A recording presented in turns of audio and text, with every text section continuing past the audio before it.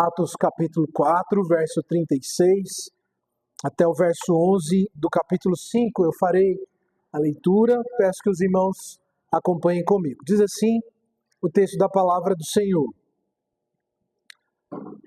José, a quem os apóstolos deram o sobrenome de Barnabé, que quer dizer filho da exortação, levita, natural de Chipre, como tivesse um campo, vendendo-o, trouxe o preço e o depositou aos pés dos apóstolos.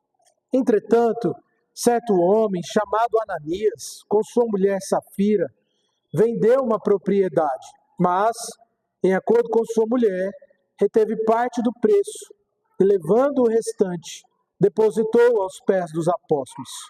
Então disse Pedro: Ananias, por que encheu Satanás o teu coração para que mentisses ao Espírito Santo, reservando parte do valor do campo, conservando-o porventura, não seria teu, e vendido não estaria em teu poder? Como, pois, assentaste no coração este desígnio? Não mentiste aos homens, mas a Deus. Ouvindo essas palavras, Ananias caiu e expirou. Sobreveio grande temor a todos os ouvintes. Levantando-se os moços, cobriram-lhe o corpo e, levando-o, o sepultaram. Quase 3 horas depois, entrou a mulher de Ananias, não sabendo o que ocorrera. Então Pedro, dirigindo-se a ela, perguntou-lhe: Dize-me, vendeste portanto aquela terra? Ela respondeu: Sim, portanto. Tornou-lhe Pedro: Porque entraste em acordo para tentar o Espírito do Senhor? Eis aí a porta, os pés dos que sepultaram teu marido, e eles também te levarão. No mesmo instante, caiu ela aos pés de Pedro e expirou. Entretanto, os moços acharam-na morta, e levando-a, sepultaram-na junto do marido. E sobreveio grande temor a toda a igreja e a todos quantos ouviram a notícia destes acontecimentos. Vamos orar, meus irmãos? Feche seus olhos para que nós possamos orar ao Senhor. Ó Deus bendito, nós nos colocamos na sua presença mais uma vez em oração neste momento, clamando ao Senhor pela iluminação do teu Espírito Santo sobre cada um de nós aqui. Pedimos, ó Deus, que o teu Espírito abra os olhos do nosso coração, assim como diz o apóstolo Paulo aos Efésios, dando-nos entendimento da sua palavra e conformando o nosso coração ao caráter de Cristo Jesus, nosso Senhor e Salvador. É no nome dele que nós oramos, ó Pai. Amém. Meus irmãos, e as crianças, principalmente, que vão fazer as suas anotações, o tema do sermão de hoje é manifestações opostas de generosidade cristã. Manifestações opostas de generosidade cristã. As crianças poderão fazer um desenho e depois trarão aqui as suas dúvidas. Hoje o liturgista é o presbítero Sebastião, vocês vão poder tirar as suas dúvidas com ele, tá bom? Então, o desenho, qual é o desenho? Vai ficar a critério da criatividade de vocês. Lembrando que é importante que vocês façam um desenho que esteja de acordo com o sermão que nós vamos pregar aqui, tá bom? Eu vou repetir o tema do sermão. O tema do sermão é manifestações opostas de generosidade cristã. Manifestações opostas de generosidade cristã. Meus irmãos, quando nós falamos a respeito do caráter do nosso Deus, nós podemos perceber muitos dos seus atributos revelados nas Escrituras. Existem atributos que o Senhor possui e com os quais Ele nos dotou na sua criação, chamando esses atributos de atributos comunicáveis. Pertencem a Deus, mas também ao homem, uma vez que o homem foi criado à imagem e semelhança do seu Senhor. Há outros atributos, no entanto, que são incomunicáveis, eles pertencem exclusivamente a Deus. Por exemplo, o atributo da onisciência. Deus sabe todas as coisas. Ele conhece todas as coisas.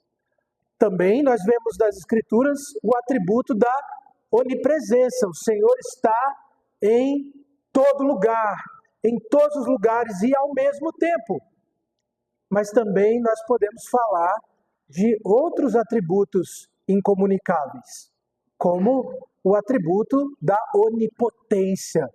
Ele não apenas sabe todas as coisas, ele não apenas está em todos os lugares ao mesmo tempo, da mesma forma, mas ele também pode todas as coisas. Quando nós falamos sobre os atributos de Deus, não é incomum nós elencarmos aqueles que são da nossa preferência, como, por exemplo, o amor. Nós elencamos o amor de Deus como seu principal atributo, o maior ou o melhor deles. Afinal de contas, como é bom saber, né, que nós servimos a um Deus que é um Deus de amor. Certa vez alguém disse para mim assim: para mim Deus é misericórdia, porque se ele fosse juízo, eu já tinha sido fulminado. Para mim Deus é misericórdia. Irmãos, Deus é evidentemente todas essas coisas. Deus é amor, Deus ele é misericordioso, Deus ele é bondoso, Deus é pleno em todos os seus atributos. Não há um atributo que seja maior e um atributo que seja menor. Deus é pleno em todos os seus atributos. Portanto, quando nós consideramos os atributos de Deus, é importante que nós tenhamos consciência de que Ele é absolutamente pleno em todos eles. Ele é absolutamente verdadeiro. Deus é absolutamente justo. Deus é absolutamente santo. A nossa compreensão, meus irmãos, a respeito da plenitude dos atributos de Deus é de suma importância para a nossa caminhada cristã e para a vida de piedade. Nós vamos falar um pouco sobre isso nesta noite, como que a consciência a respeito da santidade de Deus nos guia a uma vida de verdade e a uma vida de piedade. Como nós podemos ver isso nessa passagem, meus irmãos? Anteriormente, considerando aqui o texto do versículo 32 até o versículo de número 35, a passagem nos havia mostrado algumas características da igreja do primeiro século. No sermão do domingo passado, eu disse que nós encontramos aqui no texto de Atos 3 quadros que Lucas, o autor do texto de Atos, pinta a respeito das virtudes da igreja do primeiro século. Nós vemos isso lá no capítulo 2, do verso 42 em diante. Nós vimos aqui no capítulo 4, no verso 32 até o 35. E depois no capítulo 5, o texto que nós vamos meditar no próximo domingo, do verso 12 até o versículo de número 16, nós vemos aqui 3 momentos em que Lucas ele vai apresentar aqui virtudes da igreja do primeiro século. No texto do verso 32 até o 35, nós vimos e mencionamos pelo menos 3 virtudes que eu quero relembrar brevemente com os irmãos, apenas para que possamos recapitular aquilo que vimos aqui no sermão do último domingo.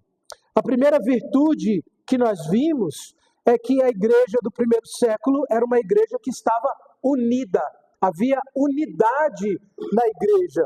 Nós vemos isso na forma com que o texto afirma que era o coração e a alma de todos eles. Não é a primeira vez que o texto aqui narra a unidade da igreja. Nós vimos que há algo extraordinário aqui, porque era uma igreja que havia crescido exponencialmente e rapidamente. No início eram apenas 120, mas até aqui havia tido um acréscimo de quase 5.000 homens, como o texto das Escrituras vai dizer. E o que unia essas pessoas, meus irmãos? Qual era a causa da unidade dessas pessoas? Era o Evangelho. O Evangelho era o vínculo que fazia com que esse grupo tão diverso fosse um, como diz o texto bíblico. Fosse um. O coração e a alma. Mas há uma outra virtude aqui que o texto menciona. que é a fidelidade na pregação. E aqui é um texto importante porque o que vem anteriormente, meus irmãos? Há poucos versículos atrás, Pedro e João haviam sido presos justamente porque haviam pregado a ressurreição. E a pregação deles acerca da ressurreição de Cristo havia sido a causa da sua prisão. Quando eles são soltos, uma vez que o Sinédrio não havia encontrado motivo para mantê-los presos, eles recebem uma ordem. A ordem é de que eles não falassem mais no nome de Jesus. Um texto depois, o que a passagem nos mostra é que eles estão orando ao Senhor para que Deus os capacitasse a continuar pregando com fidelidade. Nós até mencionamos que seria lícito se esses irmãos orassem por livramento, mas eles não oram por livramento, eles oram por capacitação para a pregação. Mas há uma outra característica, meus irmãos, que nós encontramos aqui, que é a generosidade. Havia generosidade na igreja do primeiro século. Nós vemos isso claramente no texto lá do capítulo 2, verso 42. E nós vimos aqui, ao que nós mencionamos na semana passada, meus irmãos, e temos tratado a respeito disso, é que muitas vezes esses textos, eles têm sido interpretados a partir de um viés político. E não são poucos aqueles que usam essas passagens, tanto do capítulo 2 quanto essa, para afirmar que o texto bíblico apresenta algum tipo de fundamentação teórica para a ideologia socialista e marxista. Nós já defendemos e tratamos a respeito dessa questão. Evidentemente que uma das razões pelas quais não se pode defender socialismo ou marxismo a partir desse texto é porque aqui a passagem não mostra nenhum tipo de prática imposta pelos apóstolos. Havia generosidade, essa generosidade era caracterizada pela liberalidade. Quem tinha e queria, vendia parte dos seus bens, entregava para os apóstolos e eles distribuíam aos necessitados conforme a necessidade de cada um. Mas é inegável, meus irmãos, e esse é um ponto importante aqui, é inegável que o texto descreve a generosidade dessas pessoas e dessa igreja. E independente de olharmos para o texto e afirmarmos categoricamente, aqui não há fundamentação bíblica para a tese socialista e marxista, aqui há, o que há então nessa passagem? O que há nessa passagem? Um claro exemplo de generosidade e de amor ao próximo. Essa generosidade, meus irmãos, e amor ao próximo, ela não tem como finalidade aqui o assistencialismo, mas o nosso amor pelo próximo e a nossa generosidade, ela é fundamentada na generosidade de Deus para conosco. E esse é um ponto importante. Porque nós devemos ser generosos para com o próximo, procurando suprir as suas necessidades, inclusive materiais, porque nós fomos alvo da misericórdia de Deus para conosco. O texto que nós lemos na liturgia deixa isso muito claro para nós, porque o Senhor, sendo rico, ele se fez pobre em favor da sua igreja, em favor dos seus eleitos. Se despiu da sua glória para morrer na cruz, uma morte vexatória, para que por meio desse sacrifício nós fôssemos abençoados, tivéssemos os nossos pecados perdoados e recebêssemos os méritos e a imputação da obediência e dos méritos de Cristo Jesus.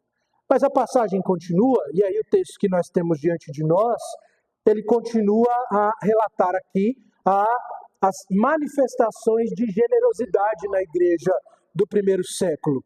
E aqui nós temos duas manifestações. Aqui é narrada do versículo 36 ao 37, que é uma narrativa positiva a respeito do que Barnabé havia feito, a respeito da conduta e da prática de Barnabé, e uma narrativa negativa a respeito daquilo que Ananias e Safira haviam feito. Certo comentarista diz que um dos motivos pelos quais a narrativa do pecado de Ananias e Safira está incluída aqui é para deixar claro que na igreja do primeiro século também haviam problemas E os problemas, eles começam a surgir aqui.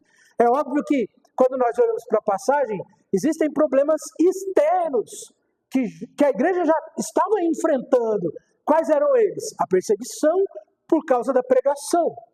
Mas agora, do versículo 1 do capítulo 5 em diante, o texto começa a narrar problemas internos, quando descreve aqui o pecado de Ananias e Safira. O primeiro ponto, então, do texto, ele descreve aqui a generosidade de Barnabé. É um texto curto, são apenas 2 versículos. A passagem faz aqui uma breve apresentação de Barnabé, quem ele era. Agora, no entanto, meus irmãos, a passagem introduz aqui um personagem importante na história da igreja, inclusive mencionando aqui um homem que foi um companheiro e auxiliador de Paulo na sua primeira viagem missionária. O nome Barnabé é o nome que foi dado a ele pelos apóstolos. E a razão pela qual os apóstolos deram este nome a Barnabé era por conta do seu caráter. O nome Barnabé, segundo aqui o próprio texto no português, significa filho da exortação. Mas a palavra exortação que nós encontramos aqui no texto original é a palavra paráclito. É a palavra paráclito. A mesma palavra utilizada para se referir ao Espírito Santo como o Consolador.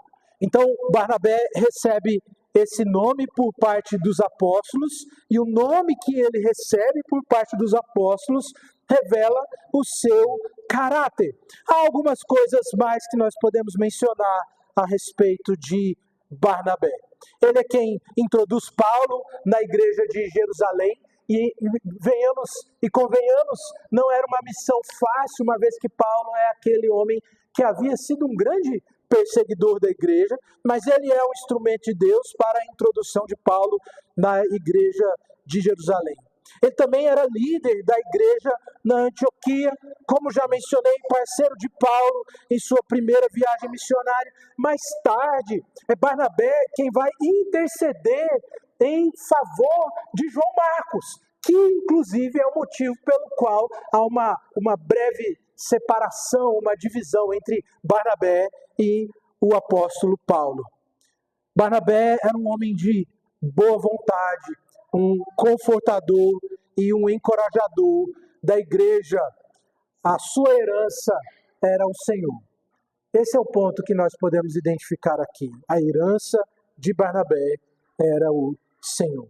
Eu já mencionei aqui um dos motivos pelos quais o texto menciona aqui Barnabé.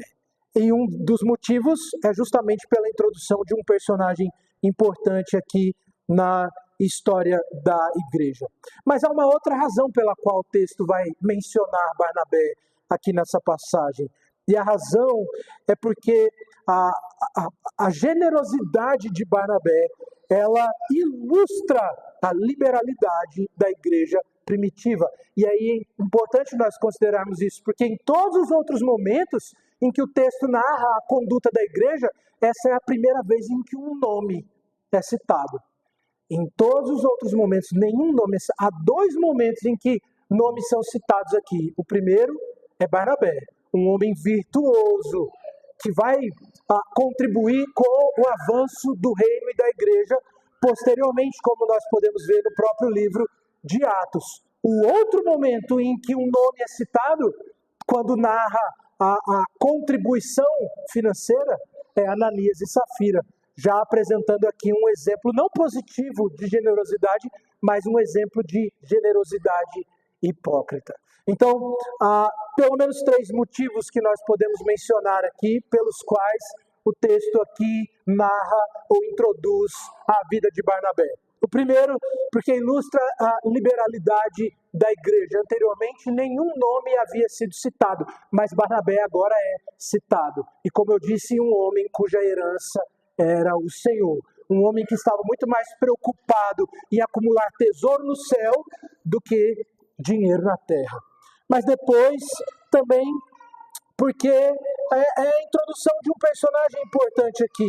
Mas também, meus irmãos, esse é o último motivo, porque contrapõe a liberalidade e generosidade de Barnabé com a generosidade hipócrita de Ananias e Safira. E aí então nós chegamos na maior parte do texto. O que é interessante, que o texto ele gasta mais tempo narrando o mau exemplo e a hipocrisia de Ananias e Safira do que o bom exemplo de Barnabé.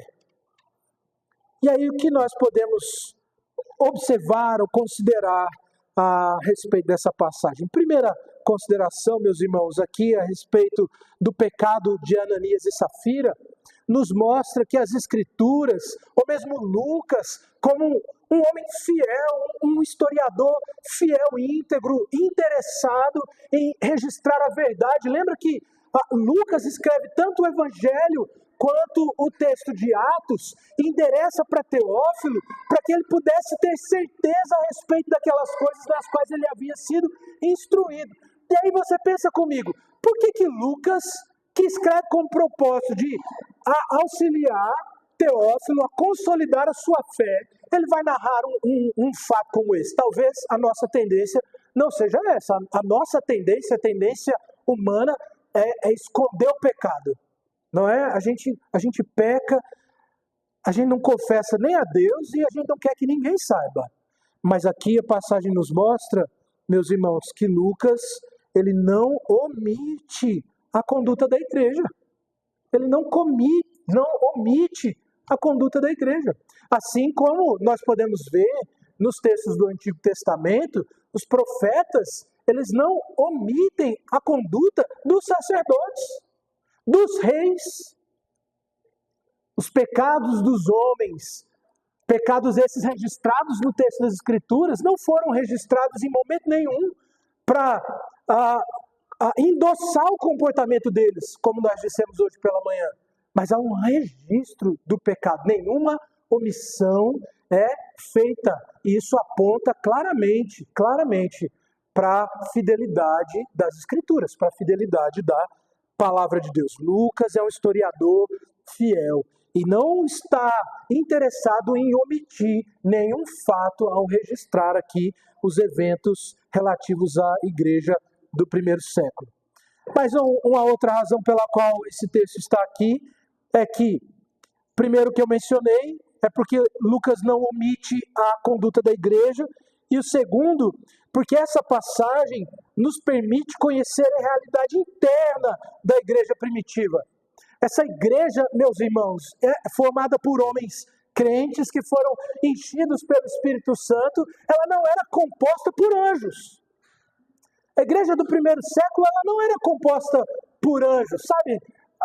Vamos pensar no anjo, aquela figura mais caricata, com a auréola, né, em volta da cabeça. Era formada por homens que, embora cheios do Espírito Santo, ali, como nós vemos nos primeiros dias da igreja do primeiro século, ainda lidavam com resquícios de uma natureza pecaminosa habitando em seu coração. Mas há uma outra razão, meus irmãos, pelo qual essa passagem aqui está inserida aqui, e um dos motivos é para que o texto ele sirva para nós como uma advertência quanto à severidade do pecado e à hipocrisia espiritual. Há uma advertência clara para nós aqui quanto à severidade do pecado e à hipocrisia espiritual. A passagem então vai nos mostrar, meus irmãos, que Ananias e Safira, isso nós podemos perceber a partir do uso da linguagem que o texto bíblico ele utiliza.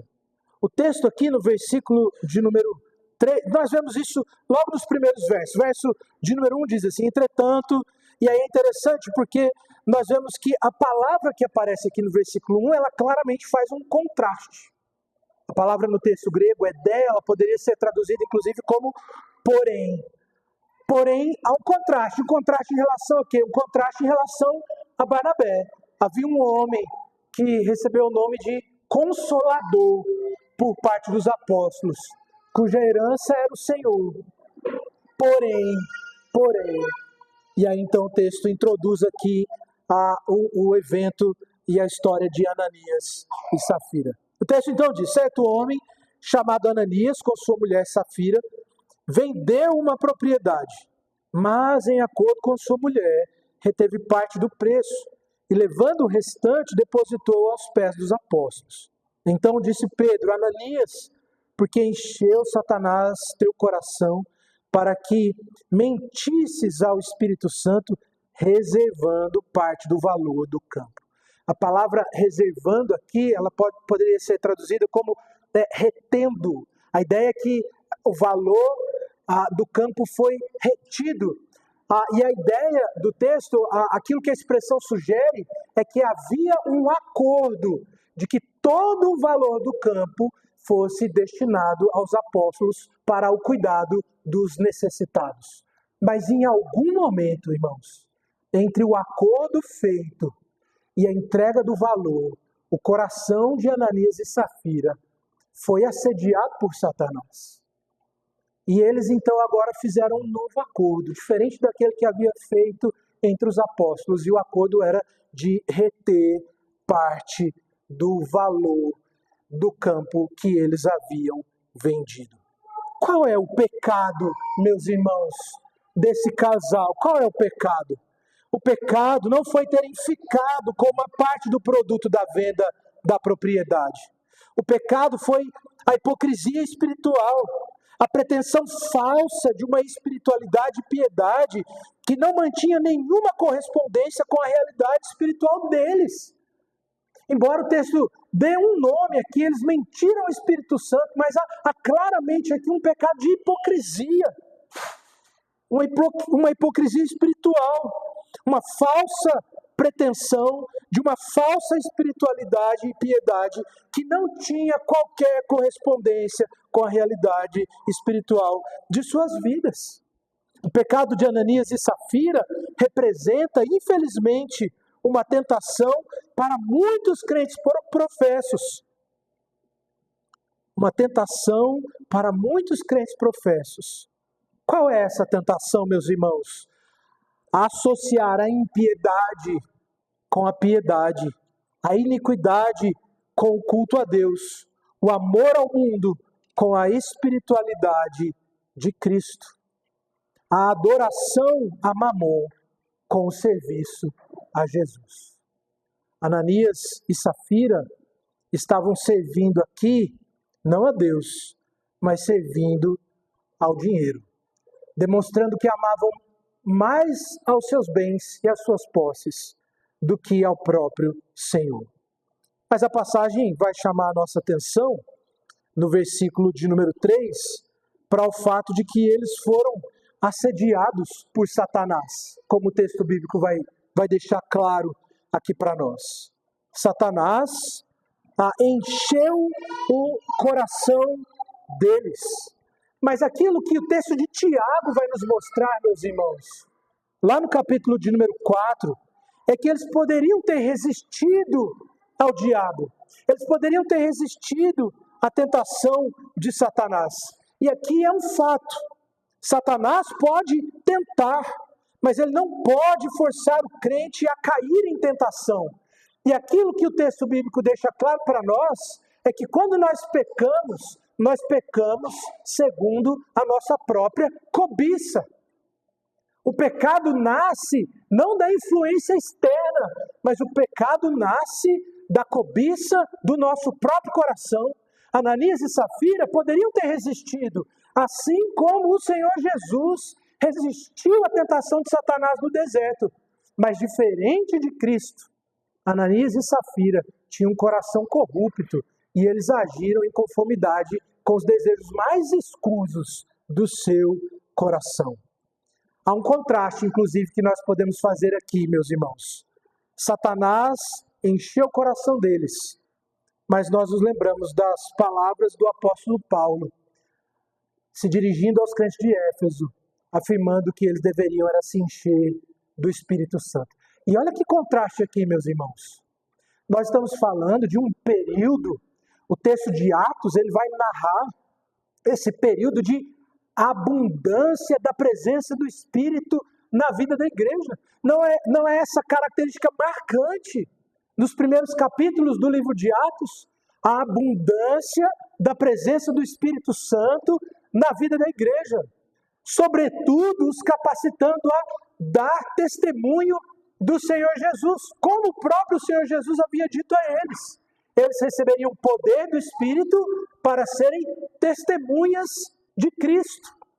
Os discípulos estão cheios do Espírito de tal forma que eles não se sentem intimidados diante da pressão e da ameaça das autoridades.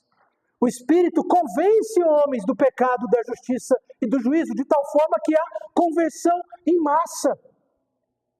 Mas diferente de tudo aquilo que o texto havia descrito a respeito de homens e mulheres que foram cheios do Espírito, diferentes de estarem cheios do Espírito, Ananias e Safira estavam cheios da atuação de Satanás agindo em seus corações.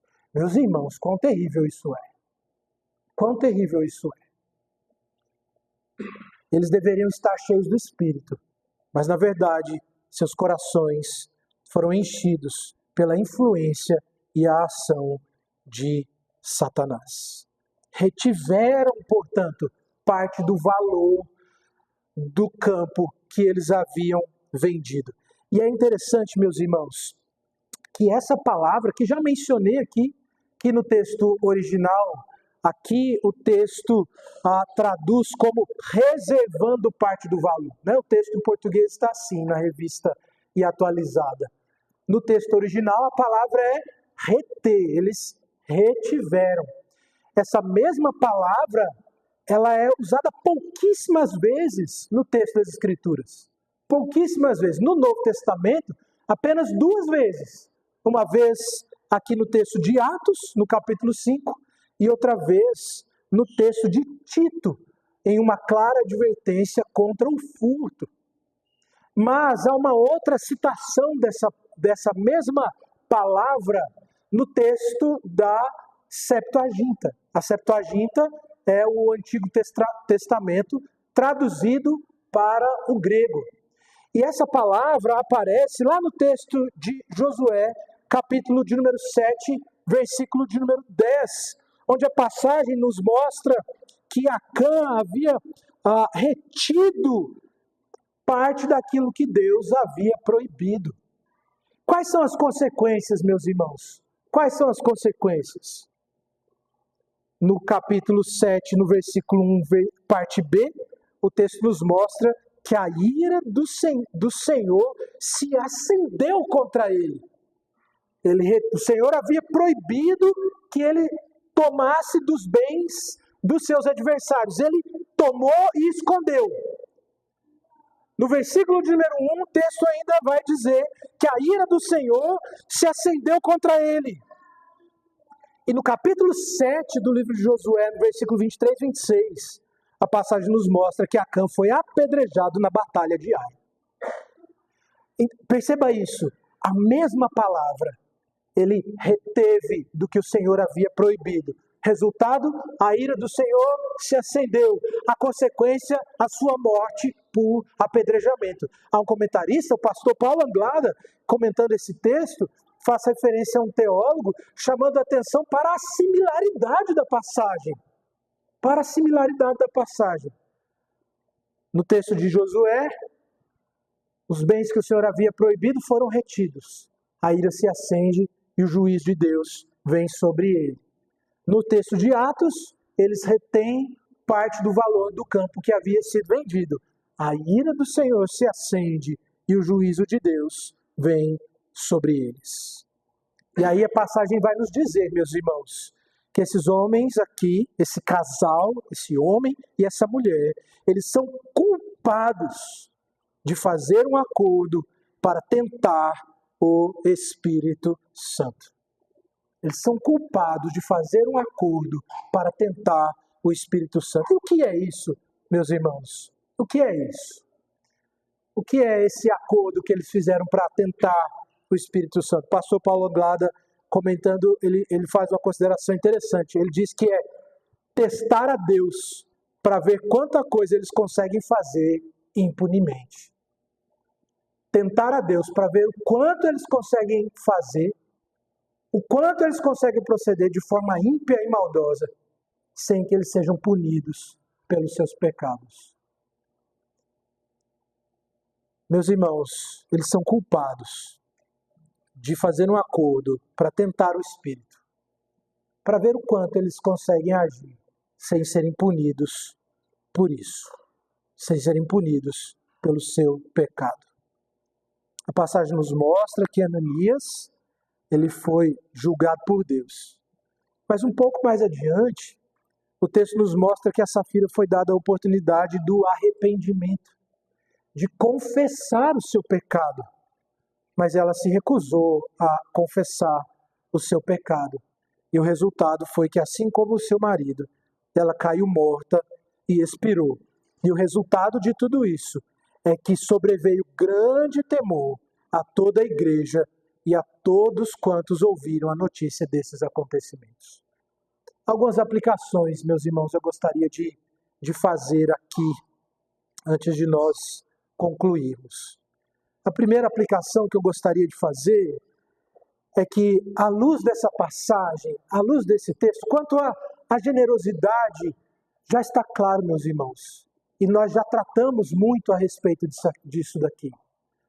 O Senhor requer de nós generosidade como evidência do nosso amor a Ele e do nosso amor para com o próximo. Nós devemos ser generosos porque o próprio Deus foi generoso para conosco, aquele que, sendo rico, se fez pobre em nosso lugar, em nosso benefício, despindo-se da sua glória, morrendo na cruz, uma morte terrível, para que por meio desse sacrifício nós fôssemos salvos e a dívida impagável que nós tínhamos fosse cancelada. Devemos ser generosos, porque fomos alvos da generosidade de Deus para conosco. Isso está claro, meus irmãos, isso está claro. Mas há algumas outras considerações que eu quero fazer. E a primeira delas é que, à luz dessa passagem, nós somos exortados a considerar tanto a bondade do Senhor como a sua severidade. Deus, ele é bondoso, Deus é misericordioso. As Escrituras descrevem o Senhor como sendo amor. No texto de João, capítulo 3, versículo 16, talvez o texto da Bíblia mais conhecido. Talvez o texto mais conhecido, e mesmo aqueles que não conhecem nada das Escrituras, provavelmente sabem o texto de João 3,16 de cor. Se não sabe nem João 3,16 de cor, é porque a situação está grave mesmo. Mas esse é um texto conhecido, e o texto ele é claro em dizer que o Senhor envia seu Filho por causa do seu amor. Quão grande é o amor de Deus para com o seu povo. Um amor que nos constrange. Mas nós não podemos, meus irmãos, ser achados entre aqueles que escolhem os atributos de Deus de sua preferência. Eu fico com esse... Não, o meu atributo é o da misericórdia. Não, o meu atributo é o do amor. Não, o meu atributo é o da onipotência. Não, o meu atributo é o da fidelidade. Não, meus irmãos, nós não podemos escolher. Nós não podemos escolher. Nós temos que nos atentar tanto para a bondade de Deus, quanto para a sua justiça. Tanto para o amor de Deus, quanto para a sua ira. Ira essa que, por causa dos seus eleitos, Ele derramou sobre o seu Filho e há de derramar sobre os impenitentes no último dia, caso não se arrependam dos seus pecados. Quando nós pregamos o Evangelho, meus irmãos, é imprescindível falar do amor, do Deus que salva pecadores condenados ao inferno. Mas é imprescindível falarmos da ira, do Deus que condena o pecador impenitente ao inferno por toda a eternidade. Não podemos escolher nenhum nem outro. Alguns gostam, inclusive, mais da ira e desprezam muitas vezes o amor. A tendência maior é priorizar ou valorizar mais o do amor e esquecer da ira e da justiça. Mas não cabe a nós. Não cabe a nós. Nós devemos considerar o Senhor na totalidade do seu ser, na totalidade dos seus atributos. Nós louvamos a Deus por causa do seu amor, que foi revelado a nós na cruz do Calvário. Mas deve ser o temor do Senhor que nos conduz também a uma vida de obediência à sua lei e à sua palavra. Não sejamos como Ananias e Safira, meus irmãos, tentando o Senhor para ver até onde a gente vai, sem que a gente sofra a justa punição pelos nossos pecados. Isso serve inclusive para crentes. Isso serve inclusive para crentes. Porque pode ser que você não vá para o inferno por causa de um pecado que você cometeu, porque você é um crente. Mas não se engane, nós não estamos isentos das punições temporais pelos pecados que nós cometemos. Não estamos. Portanto, ao considerar o Senhor, consideremos o Senhor em sua plenitude, tanto na sua bondade, quanto na sua justiça, quanto no seu amor, quanto na sua ira.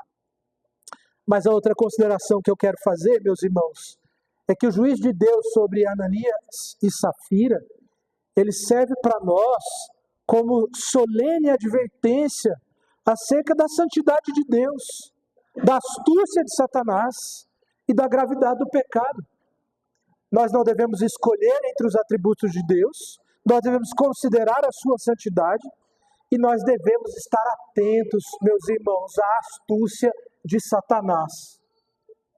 Nós devemos nos lembrar que nessa vida nós lutamos contra 3 inimigos, que são inimigos aguerridos, severos, cruéis.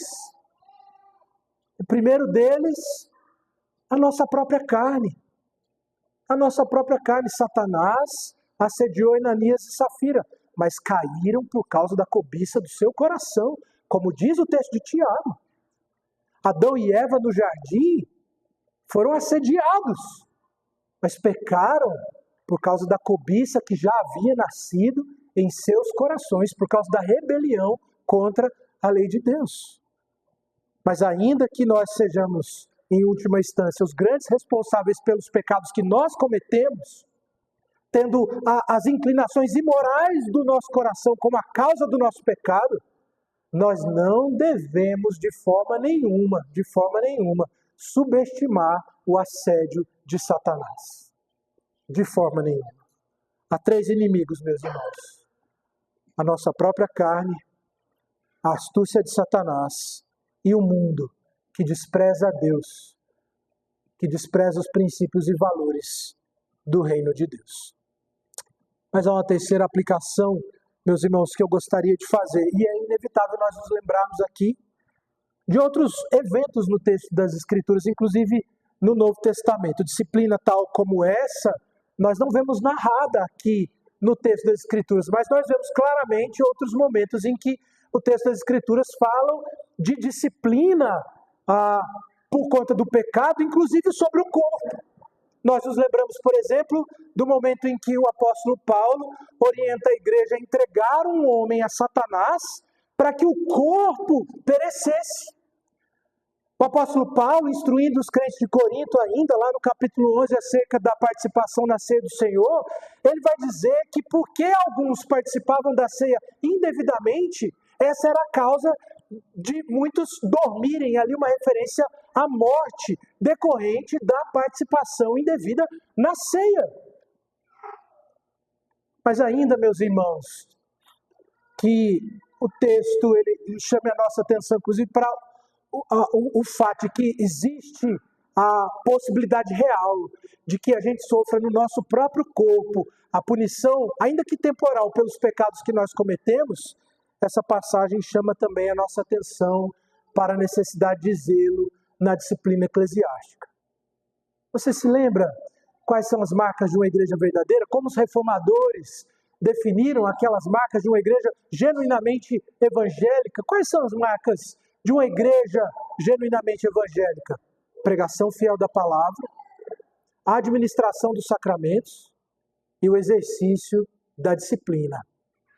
Certa vez ouvi alguém dizendo que quando uma igreja não disciplina mais os pecados dos seus membros, Cristo abandona a igreja.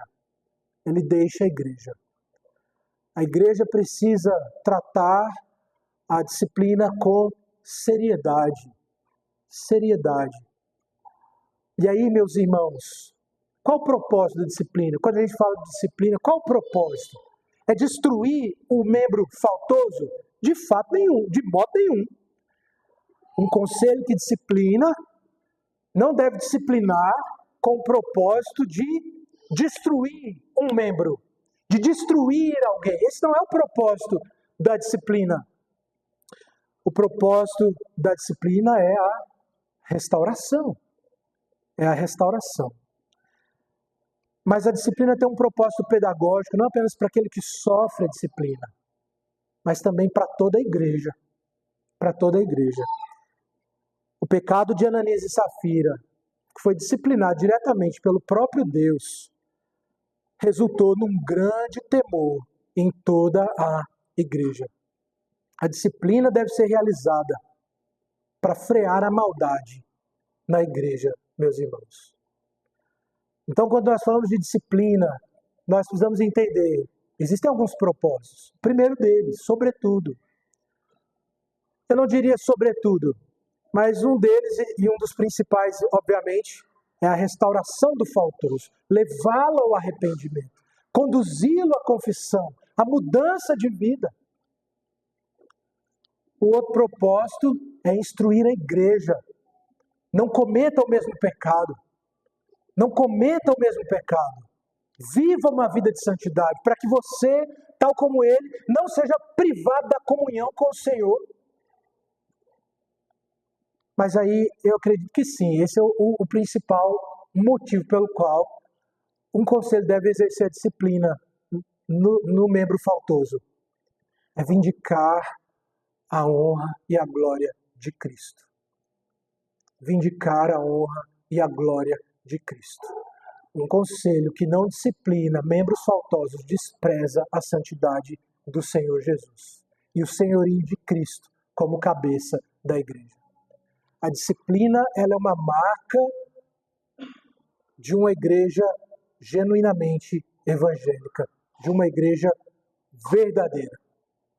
Pregação fiel da palavra, a administração correta dos sacramentos e o exercício da disciplina, que visa a restauração do membro, a instrução da igreja e a vindicação da glória de Cristo. Uma igreja que não disciplina os seus membros, ela despreza Cristo, mas ela também despreza o membro faltoso. E aí nós podemos dizer isso com muita tranquilidade, meus irmãos, porque aquilo que as Escrituras nos dizem, que a disciplina, diferente de ser uma manifestação de raiva ou de ódio, ela é uma manifestação do amor. Seja de Deus para com o homem, seja do pai para com o filho, seja dos pastores da igreja para com o rebanho de Cristo Jesus. Mas, meus irmãos, o último ponto para o qual eu gostaria de chamar a sua atenção é para o fato de que aqui nessa passagem o texto descreve algo de fato terrível, que choca, evidentemente.